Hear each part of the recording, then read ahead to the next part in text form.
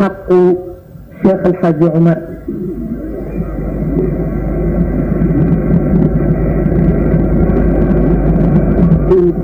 نينا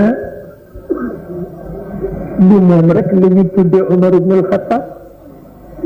واي موكو گني نيرو ci ñi ko tuddé ñepp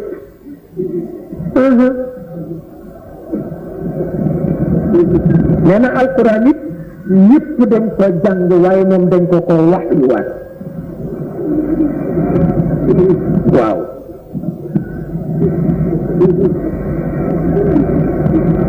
ñepp dañ ko jang waye mom dañ ko wax yu wat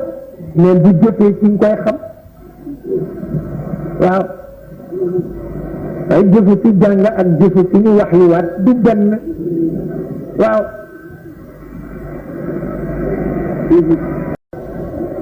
nee na dafa am loo xam ni ci yàlla rek lay mën a jóge jamono bu ko neex def ko ci mooy koo foogoon ni dootul amaat mu amal ko li ci nit mën waaw moo nu dal ci Cheikh El Hadj Omar ndax foogoon nañu ni nit ku mel ni moom dootul am yàlla amal ko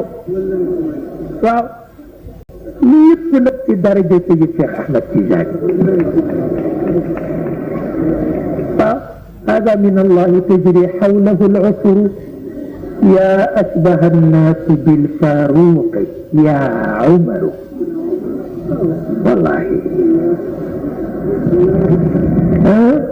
يا أشبه الناس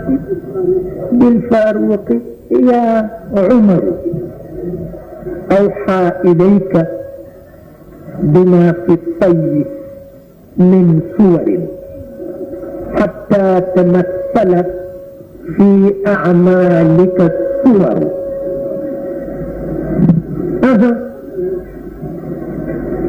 رسالة من خيار ما لها شبه وسيرة من رجال دونها السير تسعى بها خطوات الجد في ثقة لكل منطقة من سعيها أثر أيدته بكرامات مخلدة وفي الكرامات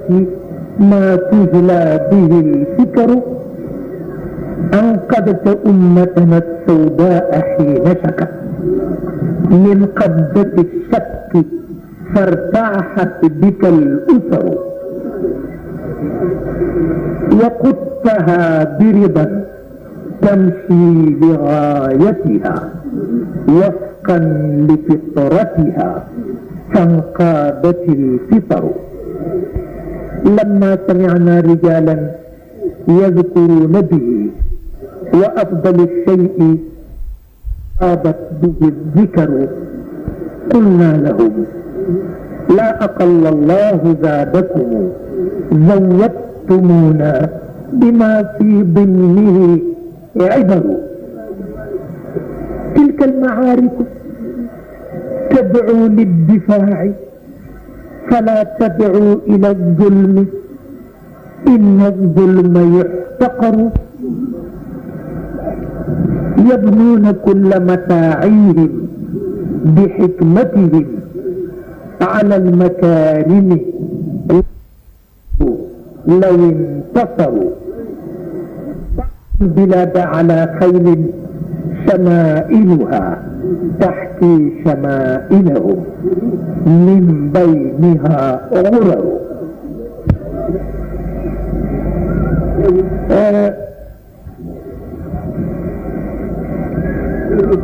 في حق شيخ الحاج عمر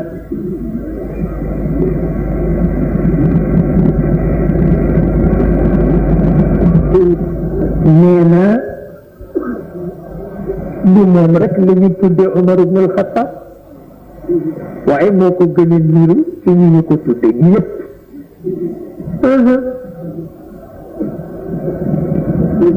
neena alquran it ñepp dañ ko jang waye mom dañ ko wax yu wat waaw